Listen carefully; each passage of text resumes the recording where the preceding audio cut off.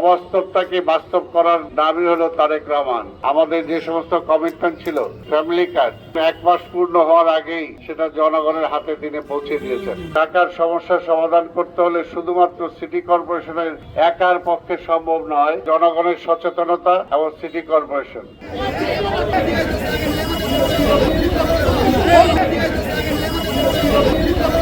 দীর্ঘ 17 বছর আন্দোলন সংগ্রামের মধ্য দিয়ে যে গণতান্ত্রিক পথের জন্য আমরা অপেক্ষা করছিলাম, এটি গণতান্ত্রিক পার্লামেন্টের জন্য আমরা অপেক্ষা করছিলাম, একটি নির্বাচিত পার্লামেন্টের জন্য আমরা অপেক্ষা করছিলাম, সেটা গতকাল থেকে যাত্রা শুরু হয়েছে।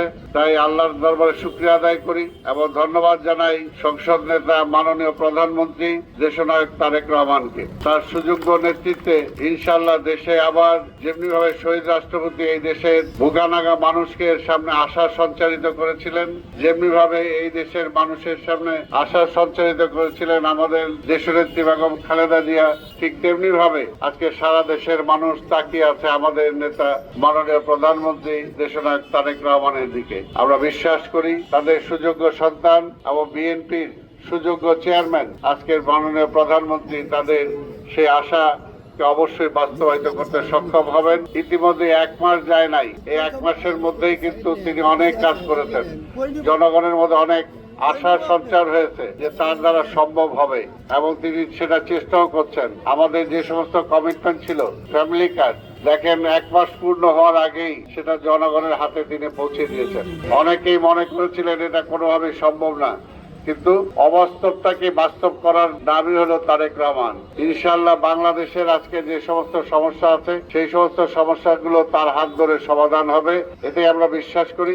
তবে বিরোধী দলকেও বলবো যে আজকের 17 বছর সবগুলো প্রতিষ্ঠান ধ্বংস হয়েছে। আপনারা যদি 1 মাস 2 মাস 1 বছরই মনে করেন যে সবকিছু ঠিক হয়ে যাবে, তাহলে তো সেটা ঠিক হবে না। আপনাদেরকেও ধৈর্য ধারণ করতে হবে এবং মাননীয় প্রধানমন্ত্রীকে সময় দিতে হবে যে জনগণের কাছে তিনি যে কমিটমেন্ট করেছেন, যে ম্যানিফেস্টো দেওয়া হয়েছে, যে 31 দফা দেওয়া হয়েছে, আপনারা দেখবেন সে অনুযায়ী বিএনপি তার কার্য পরিচালনা করছে কিনা। তারপরে যদি না হয়, তারপর তো আপনারা সেটা সমালোচনা করতেই পারবেন। সমালোচনা করা আমাদের পক্ষে সম্ভব। তো সেই কারণেই বলবো যে আজকে দেশটাকে আমাদের একটা পর্যায়ে নিয়ে আসতে হবে, একটা সুশৃঙ্খল পর্যায়ে নিয়ে আনতে হবে। এই কারণে সময় দরকার এবং আমরা বিশ্বাস করি এই দেশের মানুষ সেই সময়টা আমাদের নেতা মাননীয় প্রধানমন্ত্রী তারেক রহমানকে দেবে।